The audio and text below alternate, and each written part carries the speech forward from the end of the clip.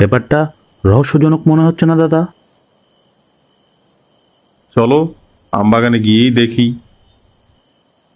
বাগানে পৌঁছে কিছুক্ষণ ঘুরতেই একটি অদ্ভুত ব্যাপার নজরে আসলো। বাগানের সব গাছ ভর্তি আম থাকলেও শুধু একটা গাছেই কোনো আম নেই। দাদা দেখেছেন, সব গাছে আম থাকলেও এই গাছটাই কোনো আম নেই।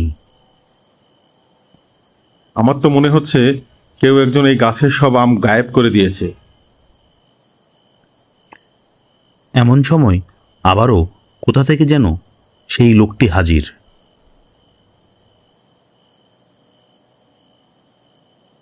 বাবু, আপনাদের তো বলেছিলাম রাত বেরাতে এখানে না আসতে, কিন্তু আপনারা তো দেখছি নাছোড়বান্দা, আবার এলেন কেন?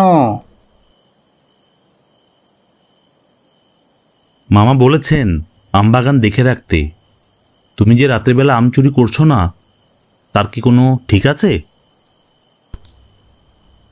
আমার কথাই বাগানের কেয়ারটেকার কিছুটা রাগান্বিত হলেন। কিছুক্ষণ এদিক ওদিক তাকিয়ে তিনি বললেন, আমি আমি আম চুরি করব?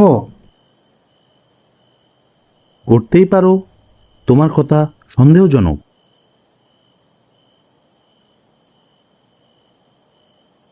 তাই বুঝি? তা বাবু, আমি যে আম চুরি করব, কিন্তু এই গাছে তো কোনো আম নেই। একটু ভালো করে তাকিয়ে দেখুন তো, ওগুলো কি আম নাকি অন্য কিছু? আমি আর মণ্ডলদা দুজনেই মাথা তুলে গাছের দিকে তাকালাম, আর সাথে সাথেই ভয়ে আঁতকে উঠলাম। দেখলাম আম গাছে আমের বদলে ঝুলে আছে অগণিত নরকঙ্কাল। ভয়ে আমাদের গা কাটা দিয়ে উঠল। আমরা ভয় পেতে দেখে কেয়ারটেকার জোরে হেসে উঠল। এইসব কি? এইসব আমি কি দেখছি? কি বাবু, এবার বুঝতে পেরেছেন কেন আসতে মানা করেছিলাম?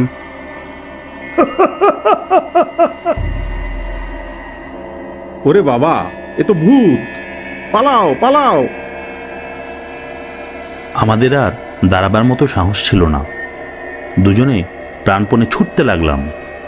ছুটতে ছুটতে কোনো রকমে মামার বাড়িতে এসে মাটিতে লুটিয়ে পড়লাম।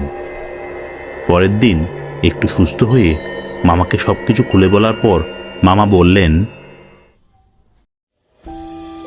আর বলিস না, বাগানের সব ঠিকঠাক, শুধু ওই একটা গাছে সমস্যা। মুক্তিযুদ্ধের সময় পাক বাহিনীর সৈন্যরা বহু নিরীহ মানুষকে হত্যা করে ওই গাছে ঝুলিয়ে রেখেছিল। তাদেরই আত্মা ওই গাছটাকে ঘিরে থাকে, আর তাই ওই গাছে কোনোদিন আমও ধরে না। এই কথাটা তোদের যদি আগেই বলে দিতাম, তাহলে হয়তো এই বিপদ হতো না।